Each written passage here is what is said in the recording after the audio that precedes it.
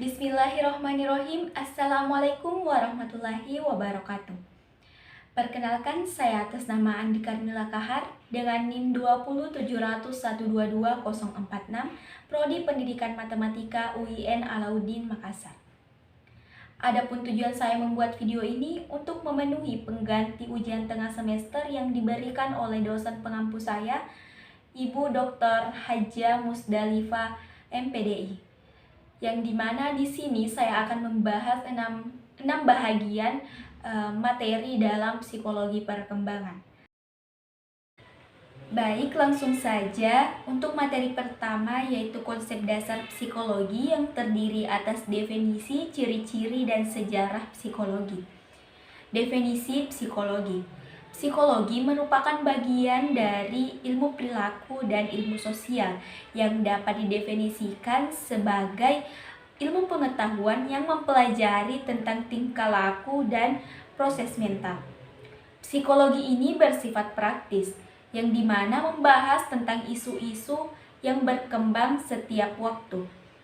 Isu-isu yang berkembang dimulai dari pertanyaan sosial seperti bagaimana penanganan bagi seseorang yang mengalami lemah mental hingga ke pertanyaan pribadi seperti bagaimana sih cara kita untuk melakukan kontrol diri atau self-control. Ciri-ciri psikologi. Yang pertama, ilmiah psikologi.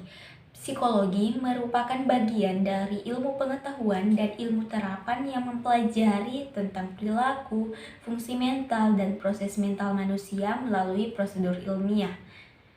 Syarat psikologi sebagai ilmu pengetahuan: yang pertama, psikologi bersifat empiris; kedua, psikologi harus sistematis; yang ketiga, psikologi harus melakukan pengukuran; yang keempat, psikologi harus memiliki fakta ilmiah; dan yang kelima, psikologi harus memiliki definisi umum. Fungsi psikologi sebagai ilmu: yang pertama, menjelaskan, yaitu mampu menjelaskan apa, bagaimana, dan mengapa tingkah laku itu terjadi. Yang kedua, memprediksikan, yaitu mampu memprediksikan apa, bagaimana, dan mengapa tingkah laku itu terjadi. Dan yang ketiga, pengendalian, mampu mengendalikan tingkah laku sesuai dengan apa yang diharapkan. Objek psikologi. Psikologi secara umum menjelaskan tentang gejala-gejala kejiwaan manusia yang berkaitan dengan pikiran, perasaan, ataupun kehendak, yang dimana ketiga gejala ini memiliki ciri-ciri yang hampir sama pada manusia dewasa, normal, ataupun beradab. Menurut Alex Zobor, objek psikologi terbagi menjadi dua. Yang pertama, objek material. Objek material merupakan sesuatu yang dibahas, dipelajari, atau diselidiki, atau suatu unsur yang sudah ditentukan, atau sesuatu yang menjadi sasaran pemikiran. Objek material ini mencakup apa saja, baik itu hal-hal konkret seperti kerohanian, nilai-nilai, ataupun ide-ide. Objek yang dimaksudkan di sini ialah manusia. Yang kedua, objek formal. Objek formal ialah cara memandang atau meninjau yang dilakukan oleh peneliti terhadap objek materialnya, serta dengan prinsip-prinsip yang digunakan. Metodologi psikologi antara lain: yang pertama, metode eksperimental; yang kedua, observasi ilmiah; 3, biografi; 4, wawancara; 5, angket; 6, pemeriksaan psikologi; 7, analisis karya; dan ke-8, metode statistik. Yang terakhir ialah sejarah psikologi.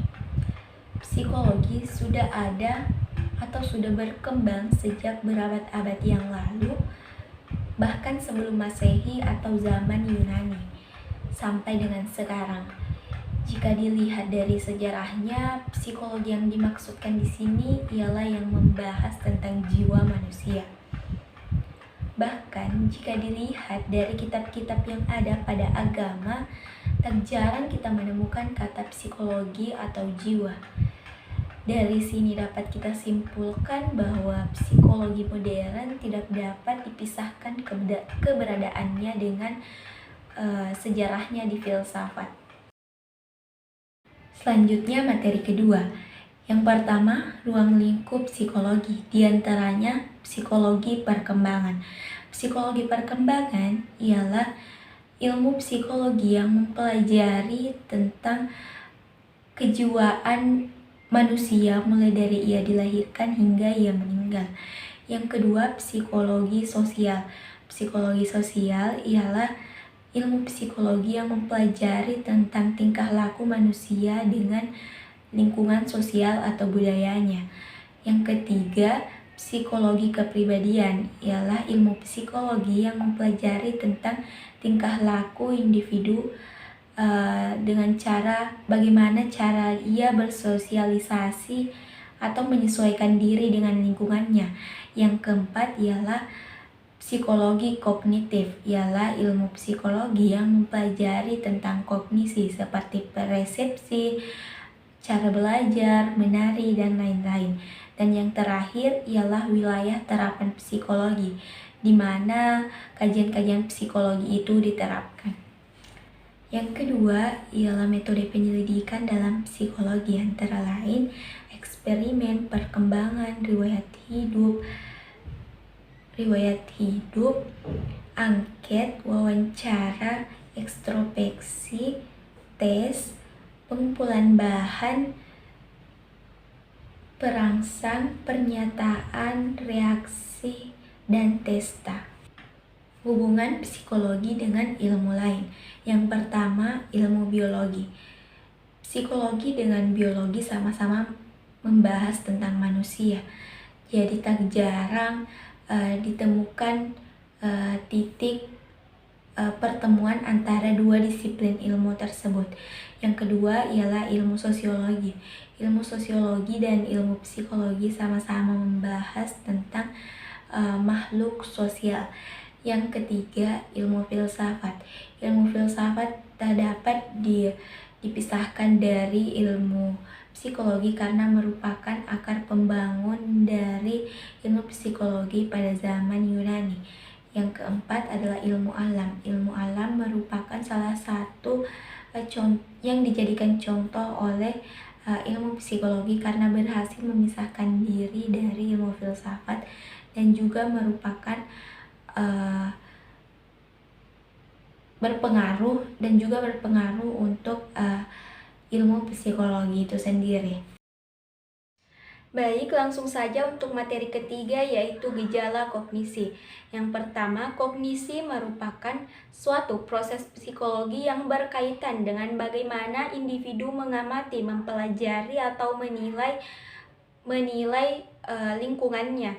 Gejala kognisi sendiri ialah suatu proses mental yang mencerminkan kognisi dan tidak dapat dilihat secara langsung, tapi dilihat dari perilaku dan tingkah laku yang ditampilkan.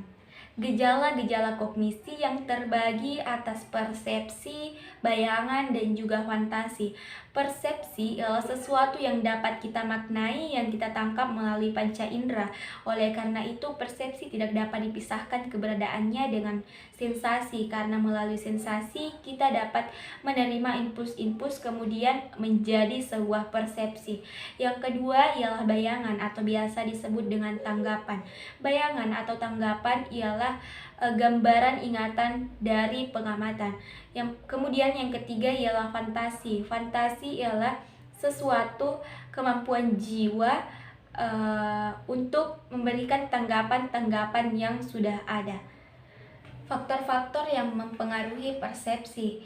Yang pertama, faktor fungsional yang dilihat atau timbul dihasilkan dari kegembiraan atau suasana hati dan pengalaman masa lalu seorang individu. Yang kedua, faktor struktural dihasilkan dari sistem syaraf individu. Yang ketiga, faktor situasional, ini berkaitan dengan bahasa nonverbal. Dan yang keempat, faktor personal dihasilkan dari pengalaman yang dianggap mampu menimbulkan atau meningkatkan kemampuan persepsi seseorang individu. Selanjutnya, tipe-tipe bayangan atau tanggapan. Yang pertama, bayangan aided.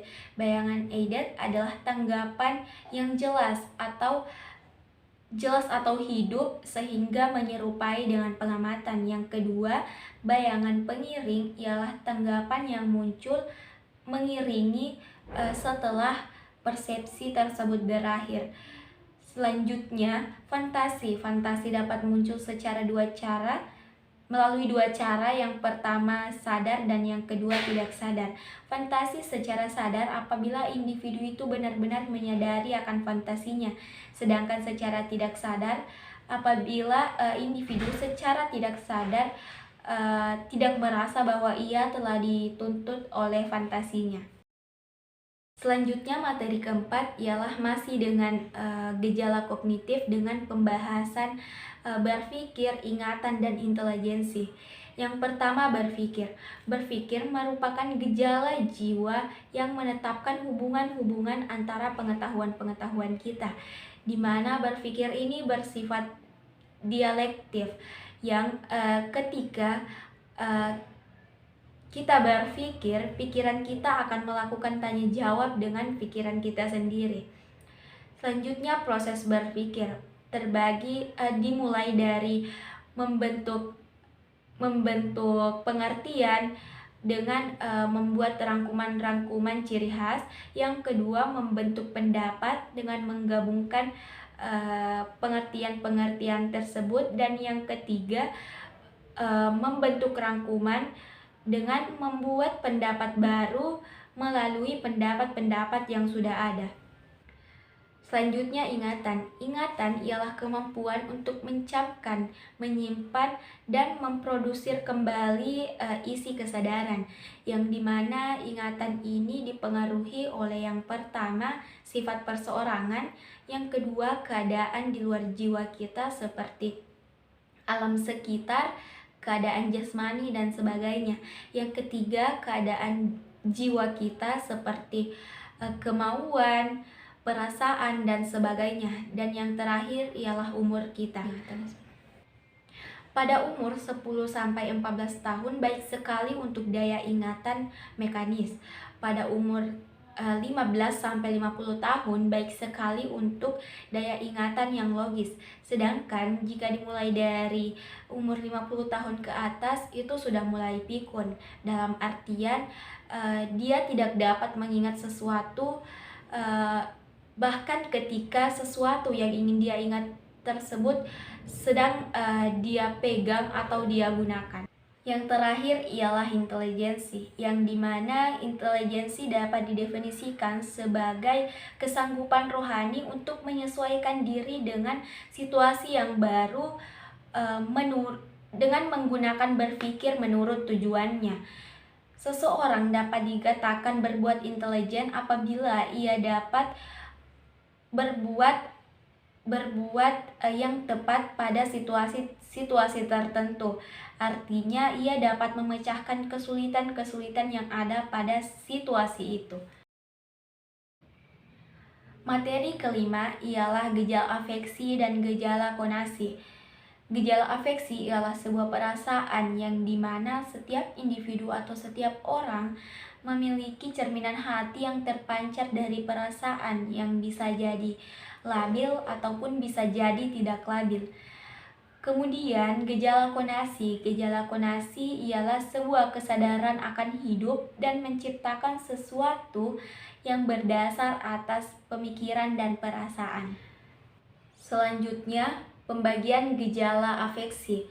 Gejala afeksi terbagi atas perasaan dan emosi, yang dimana perasaan ialah suatu fungsi jiwa yang mempertimbangkan atau mengukur sesuatu menurut rasa senang dan rasa tidak senang. Sedangkan emosi ialah suatu perasaan yang hebat, yang meluap-luap, yang menyebabkan seseorang bertindak lebih jauh. Pada pembagian gejala konasi terdiri atas yang berpusat pada kejasmanian dan yang berpusat pada psikologi atau perbuatan. Selanjutnya, materi terakhir ialah konsep dasar psikologi perkembangan, yang dimana diketahui sebelumnya bahwa psikologi perkembangan ialah cabang dari ilmu psikologi yang mempelajari tentang perkembangan dan perubahan seorang individu mulai dari ia dilahirkan hingga ia meninggal. Jika dilihat dari ruang lingkup dan objek yang diteliti, psikologi terbagi menjadi dua, yaitu psikologi umum dan psikologi khusus. Di mana psikologi umum ialah membahas tentang gejala-gejala kejiwaan manusia normal, dewasa, dan beradab. Sedangkan psikologi khusus ialah membahas tentang sifat-sifat khusus dari gejala-gejala kejiwaan manusia. Ruang lingkup psikologi dimulai dari dalam kandungan, masa anak kecil, masa anak sekolah, masa remaja, masa dewasa, sampai meninggal. Tipe-tipe perubahan terdiri atas perubahan ukuran, proporsi, hilangnya ciri-ciri masa lalu atau yang lama, dan perolehan ciri-ciri yang baru. Karakteristik perkembangan, di mana perkembangan berlangsung dari hal-hal yang bersifat umum hingga hal-hal yang bersifat khusus. Kedua, perkembangan itu berkesinambungan. Yang ketiga, terdapat kecepatan pertumbuhan pada setiap anggota-anggota tubuh. Dan yang keempat, terdapat korelasi antara perkembangan awal dan perkembangan akhir.